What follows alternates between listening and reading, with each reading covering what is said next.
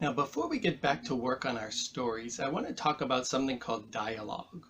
Now, this may not be a surprise, but in real life, people talk. And yet, sometimes when young writers are writing stories, they forget to have their characters talk.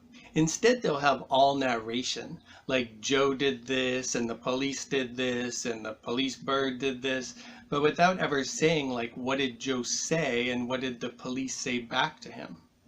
Your story will be so much more real and so much better if you have your characters talk. When characters talk, this is called dialogue. We're going to play a dialogue game today to earn points. But first, let me show you a story where the author forgot to use dialogue. Here's a little part of the story. It says, Johnny and Flora reached the top of the mountain. They looked down into the abyss and saw an incredible sight. The view was amazing. They could see the entire town below. Of course, they couldn't stand there gazing for long. Soon the bear had climbed to the top of the mountain as well. They knew they had to slide down the snow trail to get away. Johnny decided to go first. He jumped onto the trail. Flora then followed. The bear watched them go. Okay, well, it's a pretty good scene, but you'll notice that Johnny and Flora are mute. They never say anything. Now here's the same story, but with the talking included. I think you'll agree that it's a little better. Johnny and Flora reached the top of the mountain. We made it, Johnny said. They looked down into the abyss and saw an incredible sight. Wow, look at that, gasped Flora. Yeah, we're as high as an airplane, Johnny replied.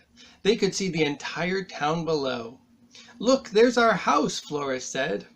Of course, they couldn't stand there gazing for very long. Soon the bear had climbed to the top of the mountain as well. Johnny screamed, "Oh gosh, here comes Grizzly!" We gotta go, Johnny, Flora said. They knew they had to slide down the snow trail to get away. Johnny decided to go first. He jumped onto the trail. Ah, he screamed. Flora then followed. Oh! Grizzly the bear watched them go. Ooga booga, said the bear. Do you see how the dialogue gives the story a little more personality? We feel like we know Johnny better and Flora better and even the bear better. A couple other things to point out. Do you notice how the author used some different words for said? The author used the word said 3 or 4 times, but the author also used the word gasped and replied and screamed and some other words for said. Dialogue is also a way to make your story funny. You don't want to make it too silly, but like in this story, the part where the bear says ooga booga is kind of funny because bears don't really talk. So you can see if you can add some funny dialogue in your story too. Now we're going to play a little game for points. Here's how the game works. You're going to have a story. It's a story about 2 people who own a dog named Spot. And there's a little bit of a problem in the story. There's a conflict. There's actually a fire in the house and Spot is stuck and Spot's trying to get away from the fire. It's a very dramatic story. Anyway, the author, well actually the author was me, the author forgot to add the dialogue in. So what I want you to do is add in some dialogue. You're going to make up the dialogue. Here's how the story looks. And do you see how you could write in the dialogue real small in between the lines if you want to?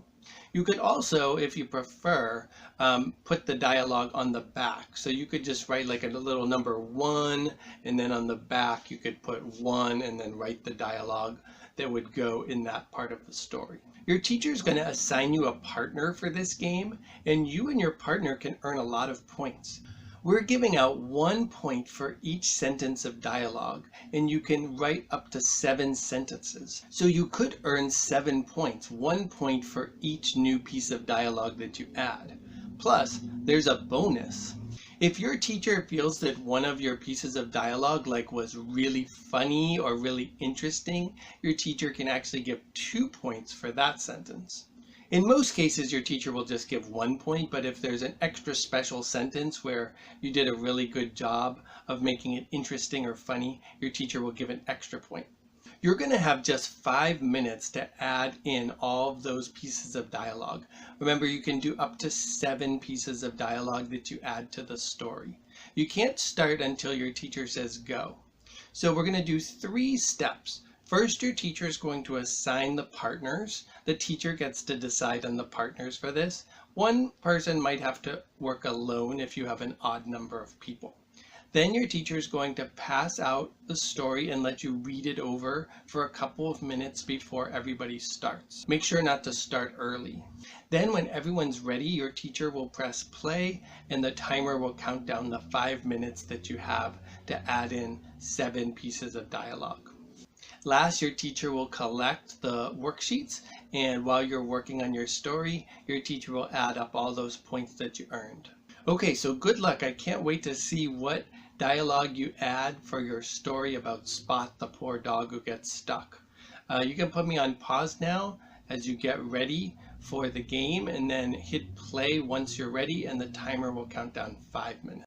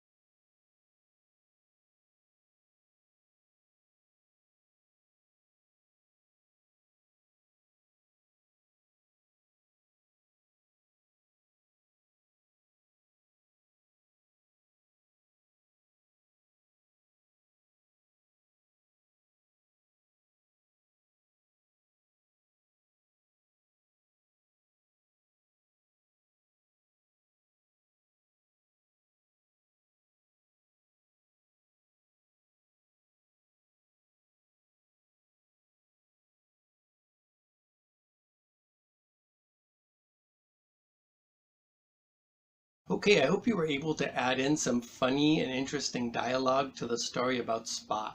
So now I've heard that your stories are really coming along really great so far. We're going to continue to work on them for 30 minutes right now, and then we'll stop and we're going to play another game. This is the point of the class where sometimes people forget about their planners. Don't forget that your planner is like your roadmap for what you're going to write.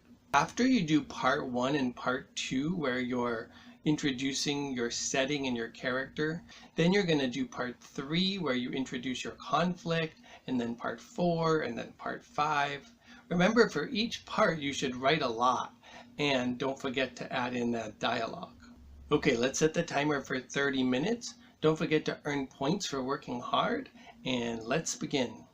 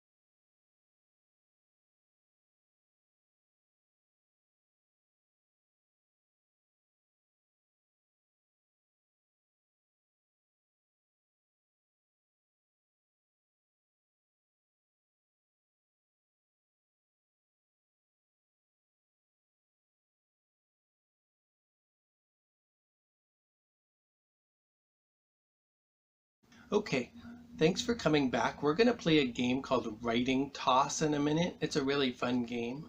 But first, I want to tell you that good writers, when they write, they try to be as specific as possible. When you're specific, it gives your reader more information. Let me show you an example of what I mean. Here's a sentence. It says, "The guy walked down the street to his car." Okay, well, that sentence, it's very what they call general. It's not very specific. For instance, they don't say the name of the guy. It just says the guy. And it doesn't say like how the guy walked. And it doesn't say like what street he was on. And it doesn't say what type of car he had. Take a look at the sentence again. This time though, I made it really specific. It says, "Joe Simpson walked quickly down Highland Street to his red Toyota Corolla." Now, hopefully you agree that that sentence is a little better because it's more specific and it gives you more information. Like instead of it just being a guy, now we know that it's a guy named Joe Simpson. And instead of it just saying a car, now I can picture what the car looks like. It's a red Toyota Corolla. You could even make it more specific than that. Like you could say a shiny red four-wheel Toyota Corolla. Now you don't want to go overboard. You don't want to add like 10 adjectives describing the car. But if you add a few adjectives like I did there, you can tell the reader more information. Now the best way to make a sentence more specific is by adding adjectives. An adjective, as you probably know, is a describing word. In a second, I'm going to ask you to do a turn and talk, and I want you to practice adding some adjectives and some more specific words to this sentence. Okay, here's the sentence. "The girls watch TV in the house."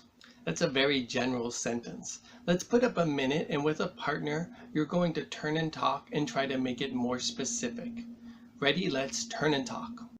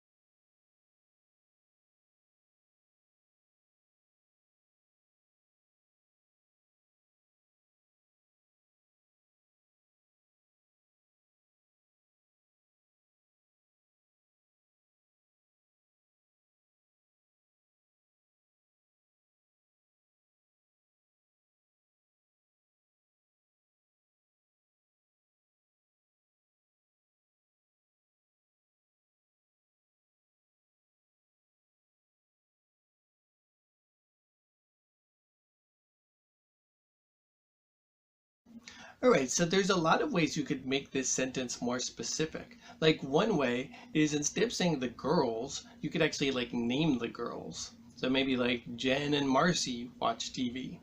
And instead of just saying watch TV, you could tell us like what show they were watching. So you could say Jen and Marcy watched Peppa Pig. And instead of just saying the house, you could describe that house using adjectives like the tall white house or something like that. Maybe you made some similar changes to the sentence. Okay, so now we're going to play a game called Writing Toss. This game is a little bit complicated, so pay close attention. I'm going to tell you how to play. Your teacher is going to assign you a partner, and you and your partner, or some people might have to work alone, but your team is going to have a sentence and you're going to try to make it more specific like we just practiced. Everyone will be in different places around the room and you'll have your writing journal. When your teacher puts up the general sentence on the board, then you're going to have 1 minute when your teacher says go to make it more specific. Just 1 minute. At the end of 1 minute, your teacher will go around really quickly and check all the journals to see if you were able to make it more specific. If you were able to, your teacher will say, line up. Now the game is called Writing Toss because you're actually going to be tossing a little eraser that looks like this. When your teacher says line up, you're going to line up at the tossing line. Your teacher put down a piece of tape somewhere in the room where you're going to stand to toss the eraser. Your teacher will show you where that is. Each team will send one person over to do the toss on each round. Once all the players for the teams that were able to make the sentence more specific are ready to toss their erasers, then your teacher will have each person toss the eraser. Now here's what you're trying to do. You might have noticed that there's a little box in tape near the line where you're going to toss your eraser. If you can toss it into that box that's just a few feet away, you earn 3 points. You can't go over the line when you toss it. You earn 3 points for yourself and for your teammate. If you toss it and it lands right on the line, then you earn 1 point. It looks pretty easy, but I've actually done some tossing myself, and it's not as easy as it looks. The people tossing will each toss their eraser to see if they earn points. If they miss, they don't earn any points. And then your teacher will put up another sentence on the board, number 2, and you'll try to make that one more specific. Your teacher will go around again and send over the people from each team that were able to make the sentence more specific for a second round of tossing. If you have time, you'll do 4 rounds of tossing with 4 different sentences. I told you it was a complicated game, but it is a lot of fun. Since it is so complicated, I'm going to write the directions up here so that you can see them as you're playing in case anyone forgets. Remember to make those sentences really specific, and good luck in the game.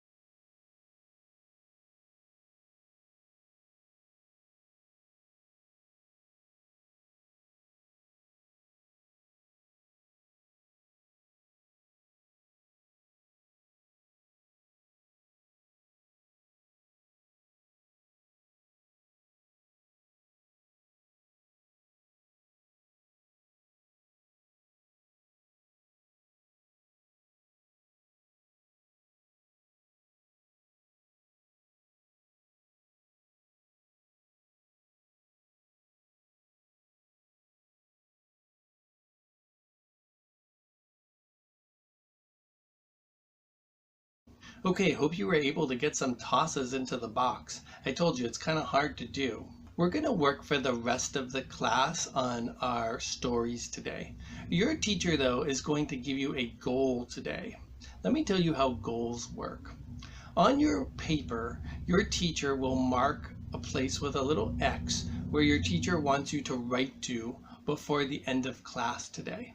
It might be on the page you're on, or your teacher might give you another page and mark the X on the next page. How does your teacher decide on a goal? Well, your teacher's going to try to think about where he or she would like you to get to by the end of the class. It shouldn't be like an impossible goal to get to, but it should be challenging. It shouldn't be like super easy either. Anyway, once you start working, your teacher will go around and put an X on each paper to give you a goal. If you reach your goal before the end of class, just raise your hand and tell your teacher, and your teacher is going to give you 3 points for reaching your goal. It's a good way to earn points. Every once in a while, some team is working so fast that they reach their goal and they have even more time to do a second goal. If that happens, your teacher can give you a second goal to reach for an additional 2 points. That's the most points that you can earn though. If you don't reach your goal, you don't earn any points, but see if you can try to reach it or at least get close, just because we want to make sure that you finish your story before the end of our last class of Writing Wizards, because obviously you want to take home a story that's completely finished, not like halfway done. So work hard and do a lot of good writing today and try to reach your goal. We're going to work for the rest of class on that today. Good luck.